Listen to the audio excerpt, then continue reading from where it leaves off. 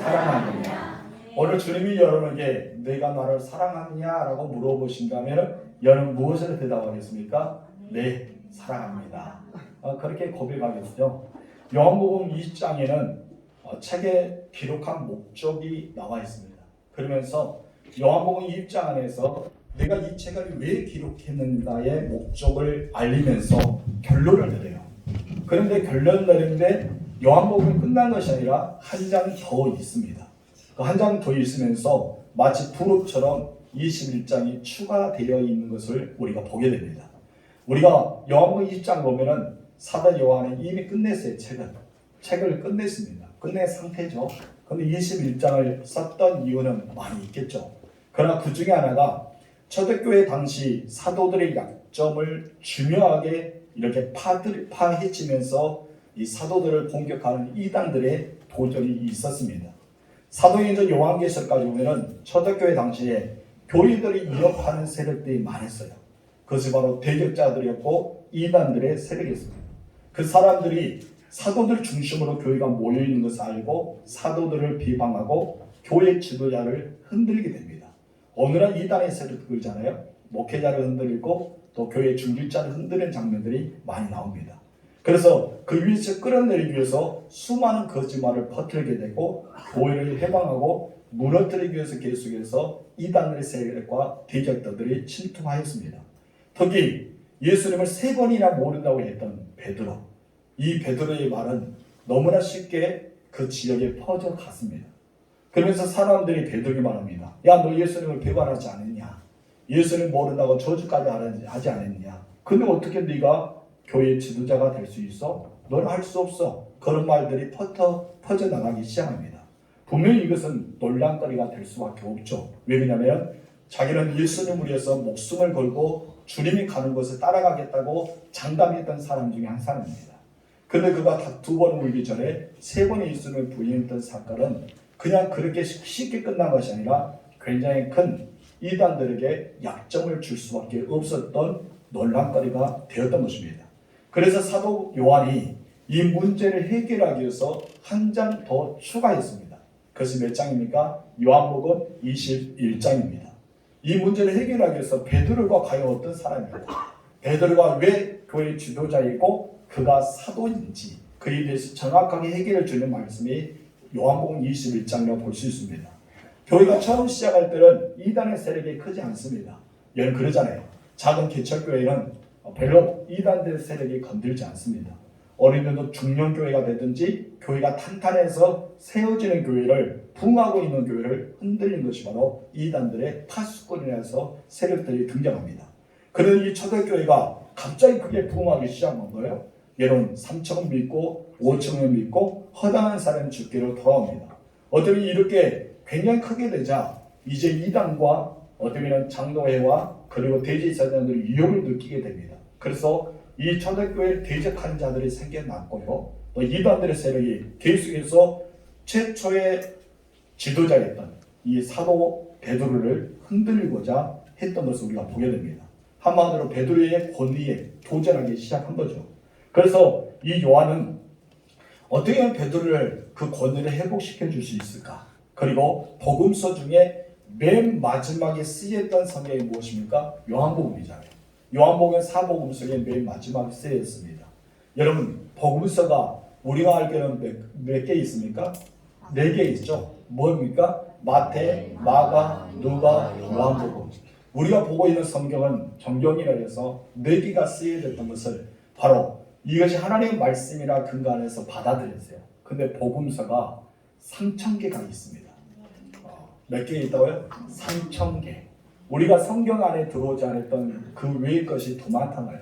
도마복음서도 있고 어쩌면 수많은 시몬 복음서도 있고 많은 복음서가 있어요. 그 복음서 중에서 4가지가 들어가 있는데 바로 신적인 것, 하나님께서 우리를 구속사시켰는지 그리고 정말 성경에 들어가야 되는지 그에 대해서 많은 것을 평가하고 그런 것을 다 제외하고 복음서가 우리가 받아들이고 있습니다. 그런데 여러분 3,000개의 복음서가 있다도 그 내용은 다 무엇입니까? 복음서이기 때문에 예수님의 탄생부터 예수님의 십자가의 죽으심과 부활과 승천하는 것 그 모든 걸 다 포함됐겠죠. 우리가 어떻게 마태, 마가, 누가, 요한 이 사복음서도 예수님의 생애에 대해서 기록한 것처럼 모든 복음서가 같다는 것입니다. 그래서 이 맨 마지막에 쓰였던 이 복음서 어쩌면 사도 요한이 이제 70세 이상이 되어 90세 가까운 나이에 이것을 쓰게 됩니다. 어디서 쓰여질까요? 반모섬에서 쓰여지게 되죠. 에베소나 반모섬에서 그가 사역하면서 쓰여지는 내용이 나옵니다. 특히 요한복음은 이 21장에서는 베드로가 왜 실패했는지 그리고 베드로가 어떻게 회복되었는지에 대해서 아주 잘 답변해 주는 내용이 나와 있습니다. 그럼 예수님께서 이 실패한 베드로를 회복시켰는데 어떻게 회복시켰을까요? 우리 본문 15절 말씀 상반절을 읽어보도록 하겠습니다. 시작. 그의 조반 먹은 후에 예수께서 시몬 베드로에게 이르시되 요한의 아들 시몬아. 예수님이 베드로를 부르십니다. 예수님이 베드로를 부르실 때 예수님은 친히 베드로라는 이름을 붙여주셨어요. 너는 베드로라. 너는 반석이다 하면서 베드로 이름을 붙여주셨는데 근데 오늘 본문에서 베드로를 부르십니다. 부르시는데 예수님께서 베드로야 라고 부르지 않고 어떻게 부르셨습니까? 요한의 아들 시몬아 라고 부르십니다. 당시 유대인들은 격식을 갖추기 위해서 자기를 소개하는데 자기 아버지 이름을 넣으면서 소개하는 것입니다. 한마디로 시몬이 자기를 소개하는데 예수님께 소개한다면 저는 요한의 아들 시몬입니다. 그렇게 고백하는 거예요. 여러분은 누구의 자녀입니까? 한번 생각해 보세요.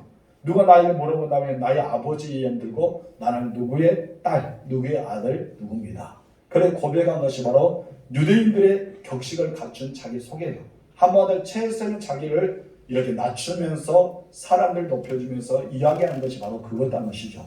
그런데 오늘 본문에서는 예수님이 베드로를 부르면서 시몬아라고 하지 않았어요. 시몬아라고 하지 않고 어떻게 합니까? 요한의 아들 시몬아라고 부르셨습니다. 이렇게 부르신 것은 내가 너를 존중한다. 한마디로 상대편을 존중하는 이름을 가지고 표현한 것이 바로 요한의 아들 시몬이라 합니다. 우리 사람들이 아버지가 훌륭하고 아버지가 멋지고 아버지의 인격이 되신 분들은 야 너희 아버지 닮았다 하면 되게 좋아해요. 그런데 반대로 아버지가 좀 안 좋아요. 내가 보기도 안 좋아요. 굉장히 개파갑니다. 안 좋습니다. 근데 그런 아버지를 너 닮았다 하면 어떻습니까? 굉장히 싫겠죠. 여러분 좋아하는 건 없습니다. 그래 여러분 부모님들 다 좋으니까 좋아하는 표정 같아요. 그래요. 그렇지만은 여러분 자기 아버지의 이름을 넣는다는 것은 참 부담스럽기도 합니다. 그런데 예수님은 그를 존경한 마음을 가지고 요한의 아들 시몬이었습니다. 그렇다면은 그의 아버지 요한은 어쩌면은 사람으로서 인성과 지성을 갖추는 사람일까요? 우리는 자세히 나오지 않지만은 아무도 그에게 요한의 아들 시몬이라고 부르십니다. 예수님 베드로를 처음 만났을 때 그가 불려졌던 이름이 무엇입니까? 시몬이었습니다. 이렇게 예수님은 베드로를 요한의 아들 시몬이라 불러주신 것은 그를 처음 만났을 때의 순수함, 처음 만났을 때 예수님을 향해서 나를 떠나서서 나는 죄인입니다 라고 했을 때의 모습. 그 예수님께서 했을 때 무엇입니까? 나를 따르라. 너는 사람은 낳는 어부가 될 거야. 이렇게 했을 때 베드로가 따라갔던 그 모습을 생각나게 하시는 거예요. 한마디로 처음의 상태로 돌아가자. 우리가 사건의 문제가 해결되려면 우리가 어떻습니까? 처음으로 돌아가는 거죠. 여러분 문제가 갈등에 쓰겠어요? 그럼 무엇이가 문제가 꼬였어요. 그러면 어디로 돌아가야 됩니까? 처음으로 돌아가야 됩니다. 처음으로 돌아가면 문제가 쉽게 해결되고 어렸던 문제도 잘 풀리는 것을 우리는 보게 됩니다. 우리는 첫 단추를 잘 끼워야 되잖아요. 아무리 내가 이쁜 옷을 입어도 첫 단추를 잘못 끼면 옷은 삐딱하게 되어 있습니다. 그러면 어떻게 해야 될까요? 여러분 처음 풀어서 이렇게 해야 될까요? 더 우습게 되겠죠. 우리는 처음으로 돌아가야 돼요. 다시 다 풀어야 됩니다. 그래서 처음부터 다시 단추를 넣어야 되겠죠. 그러면 예쁘게 됩니다. 이것처럼 예수님께서 그렇게 죄의식 가지고 살아갔던 요한, 실패하면서 좌절했던 요한에게 예수님께서는 너 처음 상태로 돌아가 보지 않겠냐? 네가 죄인하고 고백했던 처음 상태, 네가 나를 떠나라고 고백했던 처음 상태, 내가 너를 불러 많은 사람 낳는 어부가 되게 하겠다고 말해 주었던 처음 상태로 너 돌아가라. 한마디로 순수한 상태로 예수님 교회를 초대하고 있는 것을 우리는 보고 계십니다. 당시 예수님을 3번이나 부인했다잖아요. 그러니까 베드로 마음속에는 예수님을 보고 이렇게 쳐다볼 수 있는 자신이 없었겠죠. 예수님께 얼마나 미안했을까요? 예수님이 그렇게 장담했는데 다른 사람 다 버릴지라도 나는 주님을 절대 안 버리겠다. 오기도 하겠다. 죽음도 나는 가겠다. 이렇게 이야기했던 베드로가 이제는 그가 부인하고 나서 예수님 앞에 섰을 때 너무나 죄책감이 들었던 거예요. 그렇기 때문에 심한 죄책감에 살아가고 있었던 베드로의 모습을 우리는 발견할 수 있습니다. 그런 상황에서 마귀는 어떻게 할까요? 그 양심을 공격하겠죠. 너는 그렇게 행동할 줄 알았어. 너 예수님의 제자가 될 자격도 없어. 너는 사도로 하지 마 하면서 계속해서 마음을 공격했을 겁니다. 한마디로 사단의 권세는 부정적인 생각으로 우리에게 넣어줍니다. 만약에 여러분 안에 부정적인 생각에 누군가 부어 넣어준다면 우리는 빨리 스럽게 보혈로 덮어야 됩니다. 우리는 긍정으로 바꿔야 된다는 것이죠. 여러분 정말 예수님께서 그를 얼마나 사랑하는지 우리는 본문에서 알 수가 있습니다. 그러나 예수님은 그런 베드로의 약점을 여러분 아심에도 불구하고 베드로를 다시 붙들어 주셔서 회복하는 장면이 본문에 나와 있습니다. 예수님은 부드러운 대화로 시작합니다. 그가 죄책감의 마음속에 깊이 눌려있던 지금까지 내가 얼마나 주님을 사랑하고 있는지를 그런 표현하고 있지만은 죄책감으로 눌려 있었어요. 눌려 있었기 때문에 이 목에서 내가 주님을 사랑합니다라고 고백하지 않습니다. 내가 예수님 믿습니다라고 주님을 위해서 나 죽음을 향해서 나아가겠습니다. 그렇게도 말하지 못했어요. 왜 그랬다고요? 내 마음속에 깊숙이 예수님을 사랑하는 것을 죄책감이 누르고 있기 때문입니다. 그런데 예수님께서는 부드러운 대화를 통해서 그 죄책감을 눌려있는 예수님의 사랑을 끄집어 주십니다. 이것을 끄집어 주는 거예요. 그래서 예수님께서 가장 먼저 그 안에 깊숙이 잠겨있는 것을 끄지면서 무엇이라 말씀하셨습니까? 네가 나를 사랑하느냐? 내가 너를 사랑하는 것처럼 너를 사랑하느냐? 라고 물어보죠. 근데 베드로가 무엇입니까? 네, 내가 주님을 사랑합니다 라고 서서히 끌어올리기 시작합니다. 여러분 그 마음속에 예수님께서 은혜를 부어주신 거예요. 예수님의 사랑과 예수님의 은혜가 그 마음속에 녹아지게 됩니다. 그러자 베드로가 굳어있던 마음이 서서히 열리기 시작하면서 믿음에 반응하는데 그 믿음의 반응은 무엇입니까? 주께서 아십니다. 믿음의 반응이 나오기 시작합니다. 사실 베드로가 예수님을 부인한 것은 예수님을 사랑하지 않아서가 아닙니다. 갑작스럽게 돌아가는 이 주변의 상황을 감당하지 못했던 거예요. 어쩌면 갑자기 쳐들어와서 예수님을 그 밤 새벽 미명에 끌고 가는 그 사람들 보면서 두려움이 사로잡혔던 거죠. 그런 순간에 자기가 어떻게 할지 모르는 상황이 갑작스럽게 임하기 때문에 그런 두려웠기 때문에 예수님을 사랑하지 않아서가 아니라는 것입니다. 여러분도 그러지 않습니까? 우리는 주님을 믿고 따르면서 정말 주님을 사랑하는 마음이 간절합니다. 근데 나도 모르게 갑작스러운 상황의 이 주변의 변화와 또 심리의 변화와 주변의 사람들 때문에 나도 모르게 들어서 점점 주님을 멀리하고 있지 않은가 우리는 생각해 볼 필요가 있습니다. 예수는 그까지 잘 알고 계셨어요. 베드로의 약점은 너무나 잘 알고 연약함도 알고 베드로가 지금 마음의 심리의 상태가 어떤 것도 알고 있었습니다. 그래서 베드로에게 너는 잘못했다라고 묻지 않습니다. 너는 이런 잘못이 있자라고도 추궁하지 않습니다. 그의 실수에 대해서 비판하거나 오늘을 추궁하지 않으십니다. 왜 그러냐? 너 그럴 수밖에 없었어? 왜 나를 모른다 했어? 그것도 모른다면 다행인데 저주까지 하더라? 너 그럴 수가 있니? 라고 예수님을 묻지 않으셨다면서입니다. 왜 그랬을까요? 여러분 사람을 매를 때린다 해서 변하지 않습니다.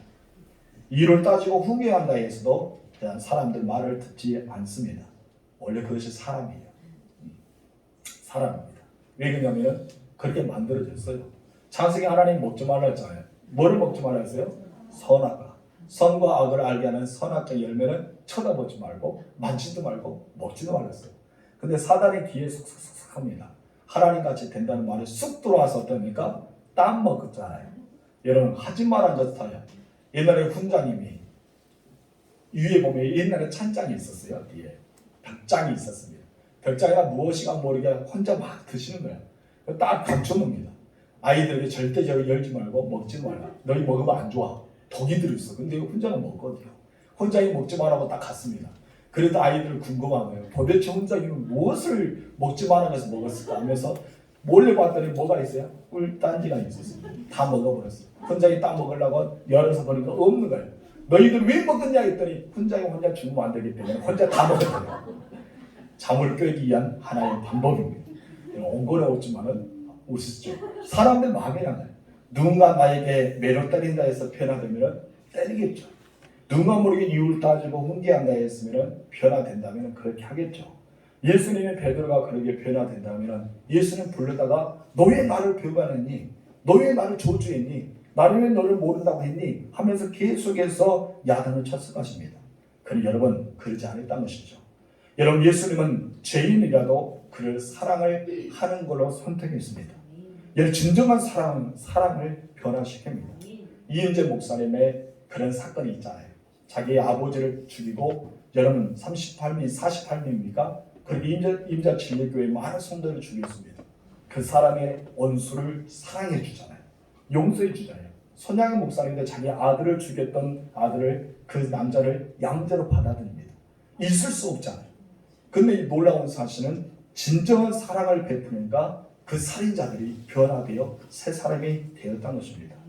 여러분 진심한 사랑은요 죄악의 길에서 돌이키게 할 수 있는 힘이 생깁니다. 그래서 예수님은 매를 들지 않았어요. 예수님이 이를 따지며 훈계하지 않으셨습니다. 사랑을 선택하셔서 베드로의 마음을 만져주셨습니다. 베드로의 마음을 치료해 주었어요. 그의 깊숙이 있는 죄책감으로 가득 차 있고 실패했다. 나는 예수님의 제자가 될 수 없어. 나는 수지다르고 그것은 있을 수가 없는가 하면서 여러분 다시 고향으로 돌아와서 그물을 잡을 수밖에 없었던 베드로에게 만져주셨다는 것입니다. 여러분 양쪽 손으로 가슴을 만져보세요. 그러면서 이렇게 생각해보세요. 예수님 내 마음을 만져주세요. 예수님은 오늘 이 자리에 여러분을 만질 겁니다. 아멘. 여러분 마음을 만질 거예요. 아멘. 우리 주님은 여러분 마음을 만지십니다. 아멘. 그리고 치료하십니다. 아멘. 우리 주님의 따뜻한 마음 여러분 느끼시기 바랍니다. 아멘. 예수님 베드로에게 처음에 말을 여시면서 15절 중간에 이렇게 말씀합니다. 다 같이 시작. 요한의 아들 시몬아, 내가 이 사람들보다 나를 더 사랑하느냐. 아멘. 여기서 사랑의 말은 우리는 한글에 쓰는 사랑 이것밖에 없잖아요. 사랑이라는 단어는 여러 가지가 나타나지 않습니다. 그냥 사랑만 이렇게 한자만 있어요. 근데 헬라어에서는 사랑이 4단어 쓰여집니다. 사랑이 4단어 쓰는데 남녀간의 육체적인 사랑을 에로스라고 쓰여집니다. 그리고 부모와 자식 간의 사랑을 스톨게라고 쓰여집니다. 스톨게. 그리고 친구 간의 우정의 사랑을 필레오라라고 합니다. 이 3가지 사랑은 서로 노력해야 돼요. 여러분 에로스도 스톨게도 그리고 필레도 서로 노력했기 때문에 가능한 것이 바로 이 사랑입니다. 노력하지 않으면 이 사랑을 얻을 수 없어요. 그래서 이것을 가리켜 조건적인 사랑, 노력하는 사랑이라고 표현합니다. 이런 것을 조건적 사랑으로 우리가 열심히 해야지만 사랑할 수 있는 것이 바로 에로스, 스톨게 그리고 필레오입니다. 이것은 내가 노력할 때만 얻을 수 있는 사랑이에요. 그러나 조건이 없는 사랑, 진정한 사랑, 변하지 않은 사랑이 하나님의 사랑이죠. 이 사랑을 가리켜 무엇입니까? 아가페라고 합니다. 그래서 이스라엘 사람들은 헬라어로 사랑에 대해서 4가지 말해요. 바로 에로스, 스톨게, 필레오, 아가페 이 4가지 뜻합니다. 오늘 본문에서 예수님께서 어떻게 말씀하십니까? 4가지 사랑을 다 말씀하지 않습니다. 본문에서는 딱 2가지 단어만 드러나는데 무엇과 무엇입니까? 필레오와 아가페만 나옵니다. 4가지 사랑 안 해요. 여러분 루이스라는 사람이 있어요. 루이스라는 사람은 이 헬라어의 사랑을 가리켜서 이렇게 표현했습니다. 인간은 에로스의 사랑으로 의해서 태어난다. 그리고 스톨게의 사랑에 의해서 양육받는다. 필로의 사랑에 대해서 성숙하게 된다. 그리고 아가페의 사랑으로 완성을 이룬다라고 말했습니다. 자, 멋진 말이죠. 한 번만 하겠습니다. 멋진 말을 자꾸 두고 보면 여러분 귀가 더 유식해지기 때문에 안 될 것 같고요. 그래서 오늘 본문에서 예수님은 2가지 사랑을 했던 거예요. 어떤 것입니까? 필레오와 아가페 이 2가지 사랑했어요. 예수님 먼저 베드로에게 내가 이 사람들보다 나를 더 아가페하느냐라고 물어봅니다. 너는 정말 조건 없는 사랑할 수 있니? 하나님이 너를 사랑했던 것처럼 나를 사랑할 수 있니? 라고 물어보시죠. 우리 15절 다시 한번 읽어봅시다. 시작. 요한의 아들을 시모나 내가 이 사람들보다 나를 더 사랑하느냐. 예수는 물어보신 이유는 세 가지 질문 속에 답이 있습니다. 첫째 우리 볼까요? 다시 읽어봅시다. 시작. 예수님을 사랑하느냐. 여러분 주님을 사랑하십니까? 예수는 진짜 사랑합니까? 근데 이 질문 속에는 다른 사람이 나를 사랑하는 것보다 너는 나를 더 사랑할 수 있니? 이 질문이에요. 이곳에 있는 우리 50여 명 성도들 다 예수님을 사랑합니다. 그런데 여러분 이 예수님을 사랑하는 이 모든 사람들보다 여러분들이 이 사람들보다 예수님을 더 사랑할 수 있느냐 이거예요. 여러분 이것을 예수님께서 이렇게 질문을 던진 겁니다. 여러분 어떻습니까? 이곳에 있는 모든 사람보다 여러분 예수님을 더 특별히 사랑할 수가 있습니까? 대답은 네 하죠. 근데 참 어려운 질문이에요. 여러분 정말 대답하기가 쉬운 질문 아닙니다. 그러잖아요. 이 사람들이 어떤 사랑을 가지고 있는지 모르잖아요. 나보다 더 예수님을 사랑할 수 있는 사람이 여기가 있을 수 있잖아요. 나보다 더 예수님과 친밀한 관계를 가지고 있는 사람이 있을 수 있어요. 나보다 더 많은 사랑을 가지고 있는 사람이 있는데 여러분 이 모든 사랑을 내가 사랑한다? 이것은 처음의 상태로 돌아온 것은 아닙니다. 베드로가 예수님께 무엇을 합니까? 다 주를 버릴지라도 나는 주님을 버리지 않겠다. 다 주님을 떠날지라도 나는 떠나지 않겠다. 그런 베드로의 마음속에 무엇이 있었다고요? 나는 주님을 가장 사랑합니다. 이 제자들보다 제일 예수님을 사랑합니다. 가장 먼저 사랑합니다. 그것을 끄지고 오신 것입니다. 예수님은 여러분에게 물어봅니다. 이곳에 있는 모든 사람보다 주님을 사랑할 수 있는 각오가 되어 있습니까? 우리는 그 각오가 돼야 돼요. 여러분 우리는 결코 쉬운 답이 아니지만은 예수님을 사랑하는가? 이 질문 속에 네 라고 해야 됩니다. 그리고 다음 질문 무엇이었다고요? 이 모든 사람, 여기 있는 모든 사람보다 더 사랑하는. 그래서 예수님이 무엇이라 했습니까? 너는 나를 더 사랑하느냐? 더 특별히 사랑하느냐? 정말 이 사람들보다 특별히 나를 사랑할 수 있느냐라는 대답에 우리는 무엇을 대답해야 돼요? 네 라고 대답할 수 있어야 된다는 것이죠. 두 번째 봅시다. 시작. 사랑하는 부모, 형제, 친구들보다 더 특별히 예수님을 사랑하느냐? 그렇다고 우리는 부모님, 형제 그리고 친구들을 사랑하지 말라는 말은 아닙니다. 예수님은 내 이웃을 내 몸같이 사랑하라. 이 세상의 모든 사람을 다 사랑하라. 원수도 사랑하라. 예수님 사랑하라고 가르쳤습니다. 그런데 이 부분, 이 사람들보다라고 묻고 계신 것은 다른 것이 아니라 이 사람들을 사랑하는 것을 전제로 하면은 그럼 이 사람들을 사랑하는 것보다 나를 더 사랑할 수 있니? 라고 물어본 거예요. 한 번 더 사랑은 예수님의 근원이죠. 사랑의 근원이 예수님이십니다. 사람은 예수님으로부터 사랑을 받아야지만 사랑할 수 있습니다. 이 말의 질문은 쉽게 말해서 내가 너를 죽도록 사랑했다. 너를 훈계하지 않고 책망하지 않고 너에게 무엇인가 죄책감을 주지 않는 이 사랑을 보여주고 있다. 그렇다면 너는 나의 사랑을 받은 만큼 너도 사랑할 수 있니? 라고 물어본 거예요. 여러분 사랑받은 자만이 사랑할 수 있습니다. 예수님의 사랑을 받지 못한 사람이요 예수님의 사랑을 우리는 펼칠 수가 없어요. 왜요? 내가 맛보지 않았기 때문에. 우리는 사랑을 받아봐야 됩니다. 제가 예전에 지금은 없어졌지만 녹진에 짬뽕 먹는 집이 있었어요. 있었죠? 참 맛있었습니다. 많은 사람이 우리 목사님들 한번 오시면 제가 짬뽕을 대접하겠습니다 했더니 참 웃어요. 짬뽕? 여기도 짬뽕 있는데? 하면서 짬뽕에 대해서 쉽게 생각. 너무 맛있어요. 그래서 왔더니 여러분 어떤 분이 와서 짬뽕을 먹었어요. 정말 맛있답니다. 근데 먹지 않은 분이 있는데 먹지 않은 분이 여전히 짬뽕의 맛을 몰라요. 그래서 짬뽕에 대해서 이야기하는데 뭐라 하는 줄 아십니까? 그 짬뽕이 짬뽕이지 뭐 짬뽕이야. 세 번만 합니다. 짬뽕이 짬뽕이지 짬뽕이 뭐. 여러분 자기가 먹지 않았던 것은 그냥 형식상 내가 알고 있는 사랑을 우리가 받았던 거. 인간적인 그냥 에로스의 사랑을 받았던 거. 우리는 필레오의 사랑을 받았던 거. 이것만 생각하는 거예요. 그렇기 때문에 우리가 사랑을 하되 어떤 사랑을 한 거예요? 조건적인 사랑. 우리는 그냥 네가 나에게 노력했기 때문에 그 사랑한다. 그렇기 때문에 우리는 진정한 예수님의 아가페의 사랑을 못한 거예요. 왜 못한다는 거예요? 내가 짬뽕을 먹어보지 않아서 짬뽕 맛을 모르는 거예요. 내가 사랑을 받지 못했기 때문에 사랑을 할 줄 모르는 것입니다. 그래서 내가 얼마만큼 사랑하는 사람인가 이것은 내가 예수님부터 얼마만큼 사랑을 받았는 사람인가 이것을 평가하는 것입니다. 여러분 사랑하는 사람입니까? 그래서 여러분은 예수님의 사랑을 받았습니다. 이 사람은 사람이 많은 사람이고 사람이 덜한 사람. 이 사람 성품이 그런 사람과 성품이 그런 사람이 아니야. 이거 상관없는 거예요. 왜요? 받은 사람과 받지 않은 사람의 차이입니다.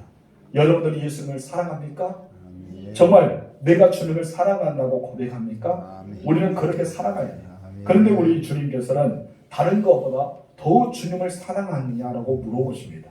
사랑하는 이 사람들보다 나를 더 사랑하느냐? 나를 위해서 너는 이것들을 포기할 수 있니? 라고 물어봅니다. 여러분 주님을 위해서 더 사랑한다 고백하는데 여러분 이것들을 포기할 수 있습니까? 우리는 포기해야 됩니다. 세 번째 보면 그 답을 알 수가 있습니다. 우리 다 같이 읽어봅시다. 시작. 사람들보다는 말씀 앞에 숫자, 인, 가로 닫기가 달려있는 것을 볼 수 있다. 이것을 가리켜 나눠주라고 말합니다. 무엇이다? 나눠주라는 건데 이런 성경이 읽다 보면 이상하게 1 가로 닫기, 2 가로 닫기가 있어요. 가로가 양가로 닫기가 있는 것이 아니라 분명히 1 가로 닫기, 2 가로 닫기가 있고 어떤 데는 기역, 니은, 디귿 이렇게 표현됩니다. 이런 1 가로 닫기는 무엇을 뜻합니까? 주석이에요. 나눠줘. 밑에 성경을 보아라. 그러니까 성경에 보면은 가장 밑에 조그만 단어의 글씨가 있습니다. 여러분 요한복음 21장 15절의 밑에 거기 보면은 1 가로 닫기 있죠. 밑에 무엇이 나와 있어요? 찾아보세요. 뭐라고 써졌습니까? 또는 그것들 보다. 또는 그것들 보다랍니다. 그러다 그 앞에 보면은 기역, 니은, 디귿이 있습니다. 이것은 무엇을 뜻합니까? 그거에 나오면은 옆에 보면은 무엇이 있습니까? 조그맣게 성경 글씨가 써 있어요. 몇 장 몇 절이. 그러면은 이와 같은 성경에 비슷한 내용이 여기도 있으니 거기 가서 찾아보아라는 성경의 말씀입니다. 그래 그걸 보면은 여기도 성경이 있으면 만약에 사무엘상이라면은 오늘 본문 마태복음에 나왔던 내용이 거기도 있으니 거기서 찾아보면은 알 수 있다는 말씀으로 기역, 니은, 디귿을 다뤄냅니다. 그리고 1 숫자 2 숫자 가로 닫기는 바로 밑에 주석을 보라. 그러면 이런 내용이 참고할 수 있다고 봅니다. 우리는 한글에 대해서 많은 것을 우리는 단어가 말로 펼치지 못합니다. 그렇기 때문에 이런 말씀을 나와요.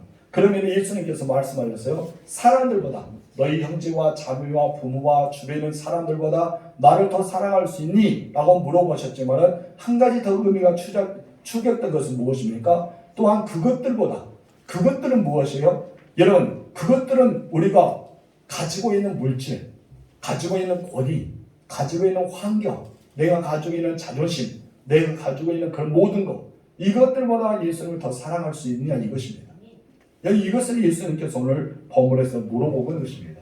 이런 예수님과 베드로와 제자들은요 예수님을 바라보고 소망했던 건 무엇인지 아세요? 그것은 그물이 찢어질 정도로 얻었던 많은 물고기를 보았어요. 기적을 현장이잖아요. 여러분 거기 보리토와 물고기 조그만 것을 가지고 4층을 먹이셔요. 5층을 먹였어요. 여러분 남았던 바구니와 강조리는 엄청 찼습니다. 이것을 보았습니다. 한 번 더 예수님의 기적은 무슨 자체에서요? 풍성합니다. 예수님을 따라가게 되면 우리는 먹을 것 근심하지 않아도 된다. 그리고 예수님은 어떻습니까? 기적과 능력과 병 고치는 환자와 또한 죽은 자를 살리고 수많은 능력이 나타납니다.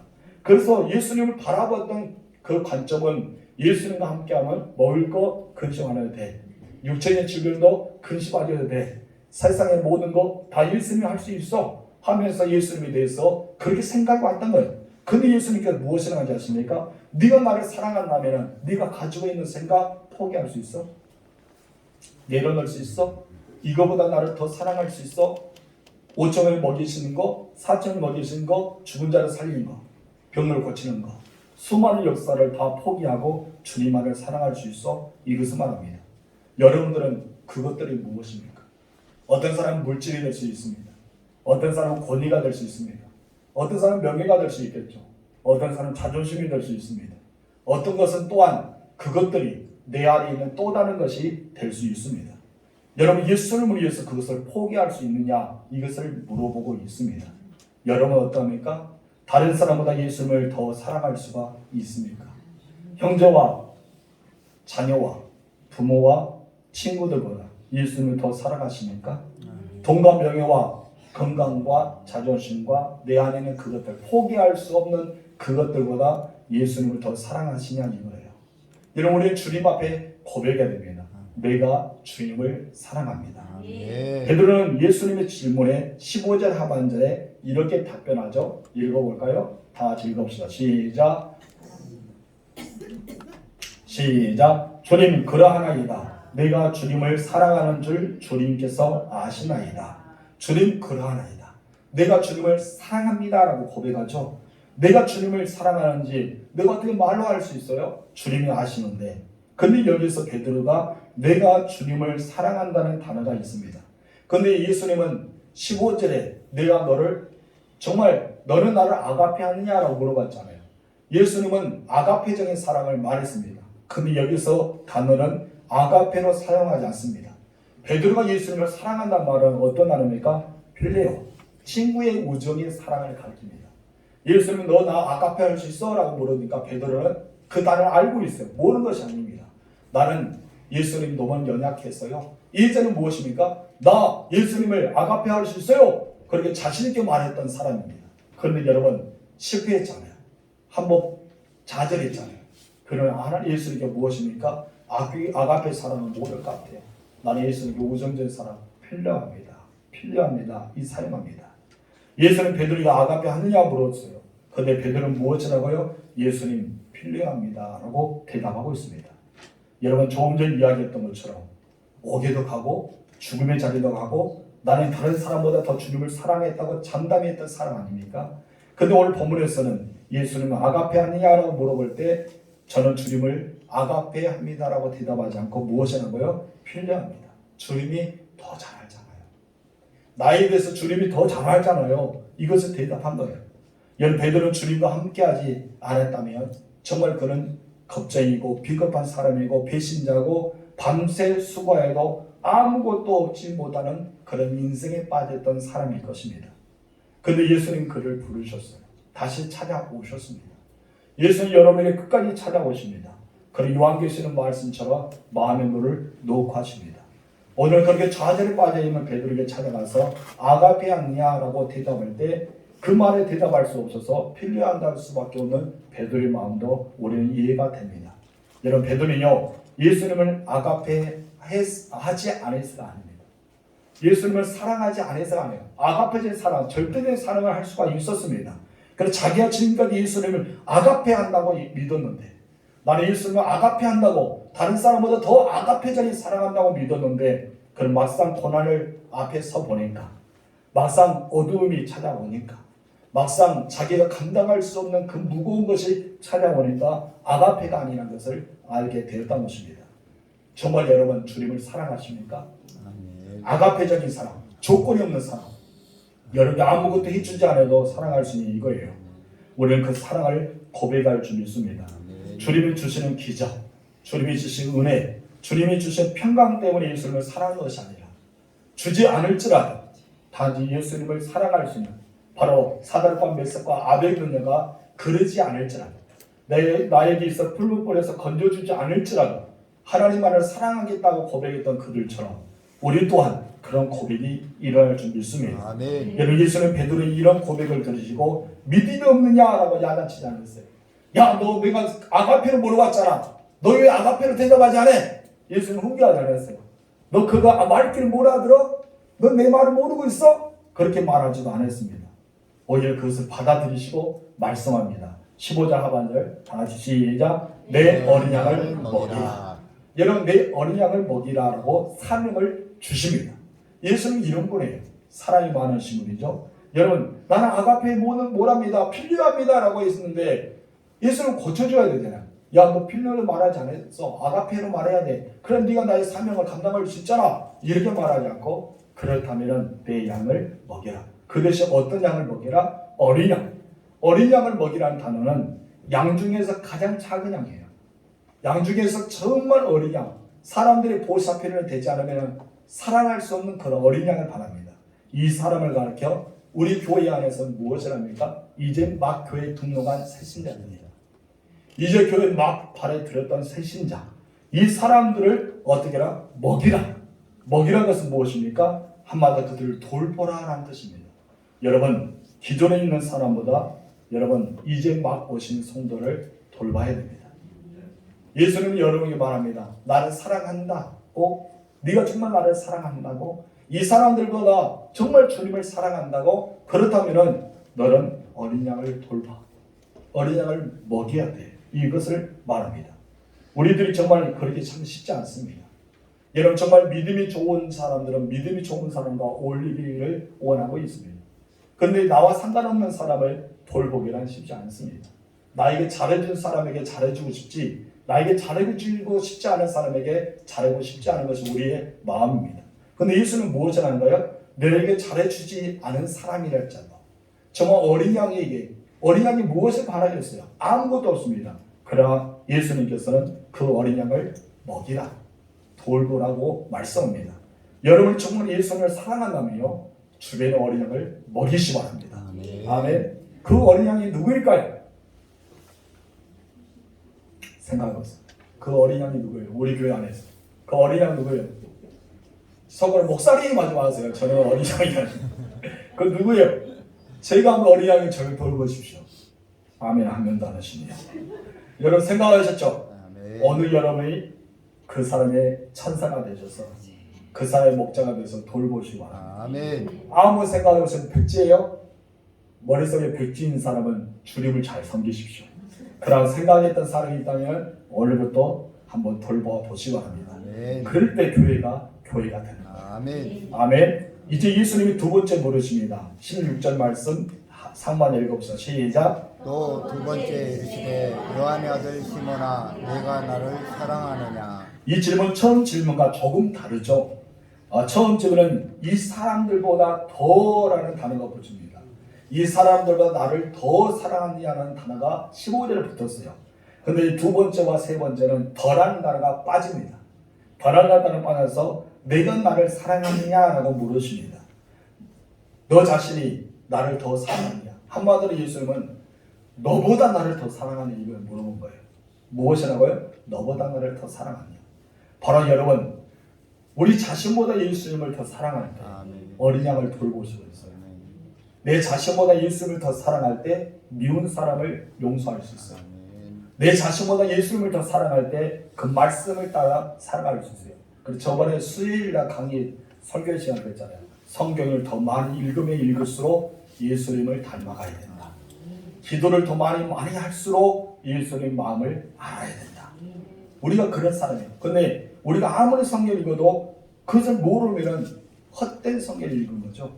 여러분 성경을 막 많이 읽었던 것이 중요한 것이 아니라 하나님을 발견하고 하나님의 마음을 알고 하나님의 뜻을 나타내서 내가 그거를 닮아가는 거예요.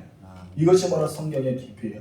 이것처럼 내가 주님을 사랑하면 사랑한 만큼 어린 양들을 돌볼 수가 있습니다.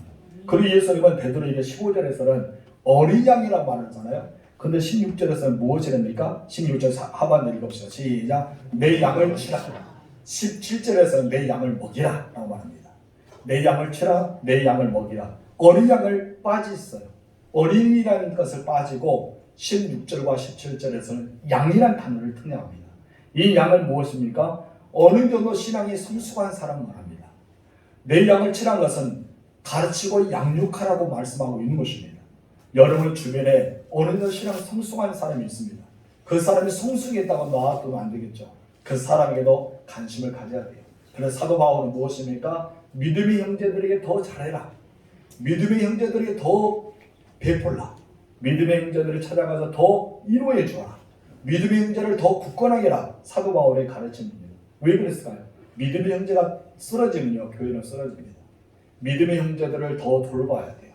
여러분 우리 주변에 믿음의 형제 누굴까요? 생각해 보세요. 여러분의 믿음의 형제는 누구예요? 돌보세요. 여러분의 믿음의 형제를 더 잘 섬기세요. 여러분 믿음의 형제를 더 친근하게 대접하십시오. 혼자 신앙생활은 안 합니다. 하나님은 몸된 교회를 주셨습니다. 그렇기 때문에 여러분은 예수님 머리 위에서 각 지체를 두셨어요. 머리만 있으면 얼마나 징그러울까요? 그러죠. 어느 날 눈에 딱 띄었던 내 머리만 있는 거예요. 아무것도 없어. 사람 옆에 있는 남편과 아내가 자녀들이 아무리 사랑해라도 머리만 땡땡이 있으면 다들 기절하고 도망갈 거죠. 교회도 마찬가지예요. 예수님만 계시면 안 되겠죠. 여러분의 목도 있어야 되고 몸통도 있어야 되고 팔도 있어야 되고 손가락도 있어야 되고 다 마디마디에 있어야 돼요. 이분들이 다 누굽니까? 바로 믿음의 형제들이에요. 그래서 사도 바울은 믿음의 형제를 돌보라라고 말씀하고 있는 것입니다. 여러분 성장한 양들을 돌볼 때만이 어린 양을 더 돌볼 수가 있기 때문입니다. 그리고 예수님은 3번이나 부인했던 이 베드로를 완전히 용서하시면서 17절에 3번째 물으십니다. 다 같이 시작. 3번째 이르시되 요한의 아들 시몬아 내가 나를 사랑하느냐. 우리가 가지고 있는 성경의 지식은 똑같이 사랑하느냐 이렇게 물으시는 답변으로 나오죠. 어느 쪽에 성경 보면 단어가 좀 다릅니다. 앞에서는 아가페하느냐라고 물어보세요. 그러나 3번째로는 필레하느냐. 이제 예수님께 눈높이를 맞춰주면서 너 나에게 우전적인 사랑하고 있어? 라고 물어보십니다. 여러분 예수님은 내가 나를 아가페하느냐 질문에 계속해서 필요합니다. 나는 예수님을 인간적인 우주를 사랑합니다 대답하니까 3번째는 내가 나를 필요하느냐고 물어보셨던 것입니다.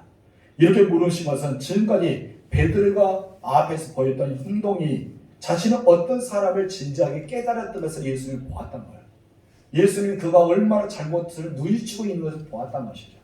예수님 앞에 자기가 얼마나 첫째 회개하고 있는 것을 보았던 것입니다. 그렇기 때문에 예수님은 베드로에게 다시 한번 사명을 맡겨주면서 무엇을 말합니까? 친구로서 함께 하겠다. 내가 너와 친구로서 함께 하겠다. 내가 너를 친구로서 붙잡아 주겠다. 그래서 예수님은 우리에게 친구가 되십니다. 여러분 아브라함이 하나님이 무엇입니까? 너는 나의 벗이라고 했어요. 하나님이 아브라함에게 벗은 무엇이에요? 친구죠. 예수님은 우리에게 말씀합니다. 너 혼자가 아니야.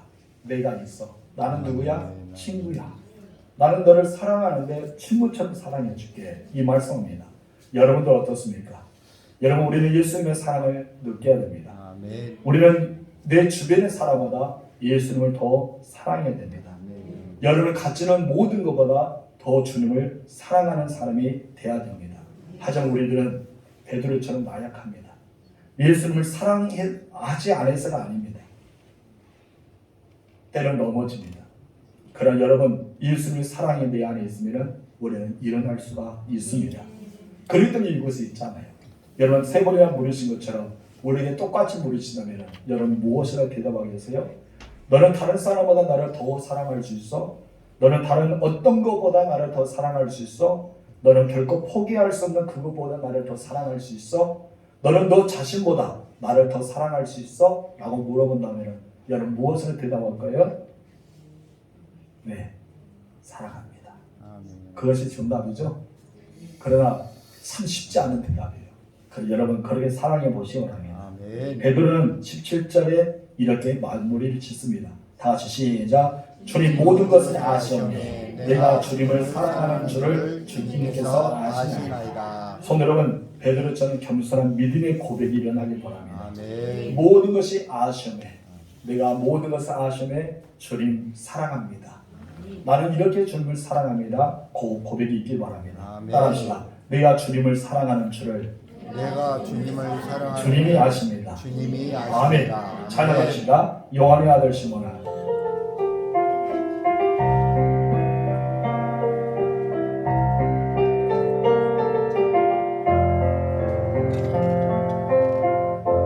요한의 아들 시몬아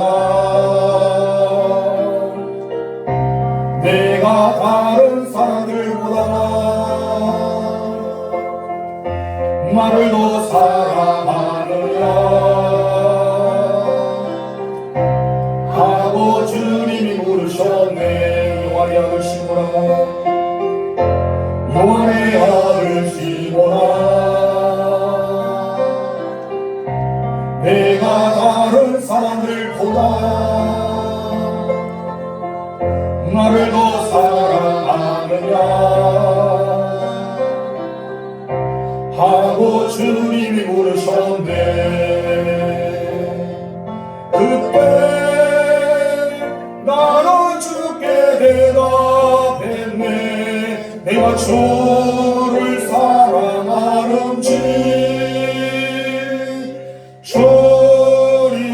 주님께서 아십니다. 주님께서 내 마음 아시니 요한의 아들 시몬아 내가 다른 사람들보다 나를 더 사랑하느냐 하고 주님이 부르셨네. 내게 오는 많은 양떼 내게 오는 많은 양떼 내게 맡겨둘 테니 사랑하는 내 친구여 많은 양떼를 부탁한다. 그때 나는 주께 대답했네. 내가 주를 사랑하는지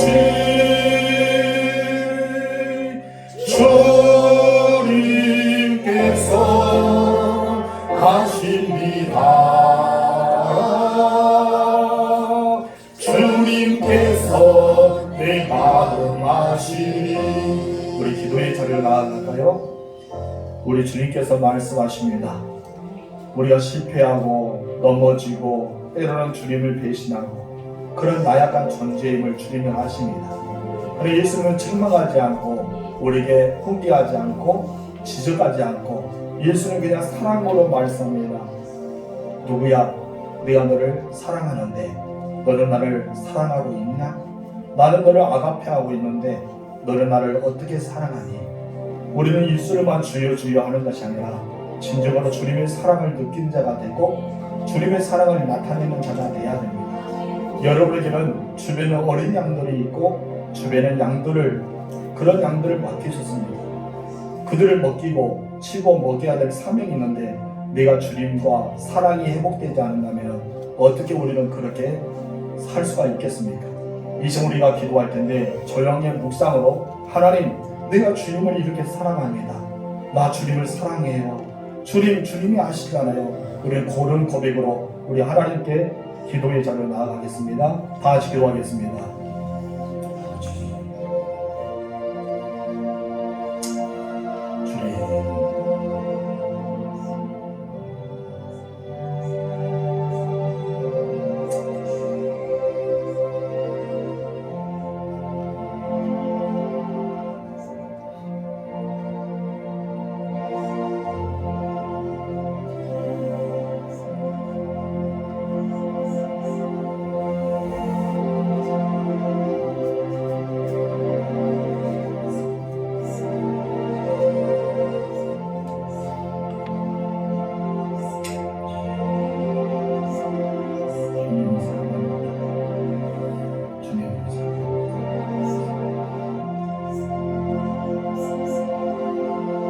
하나님 아버지, 사랑받는 자가 되게 하셔서 감사드립니다. 나약해서 연약해서 넘어지고 또 넘어졌지만은 주님은 여전히 나를 품에 안으시고 내가 너를 사랑한다. 너에게 따지지 않는 아가페로 사랑한다. 너 나를 사랑하고 있니? 너는 정말 이 모든 사람보다 나를 사랑하고 있니? 이 모든 것보다 나를 더 사랑하고 있니? 정말 예수님이 나에게 물으신다면 우리는 입으로만 사랑합니다 고백이 아니라 진정으로 예수님의 사랑을 아는 자로서 주님을 사랑하는 자가 되어지고 내게 맡겨진 주변의 어린 양들, 정말 믿음이 연약한 어린 양들을 돌보고 또한 성장한 믿음의 형제들에게 우리는 섬기고 우리는 그들과 함께 양육을 받고 하나님 나라 올 때까지 함께 믿음의 공동체를 만들어가는 우리 모두가 되게 하옵소서. 아멘. 우리가 예수님을 뜨겁게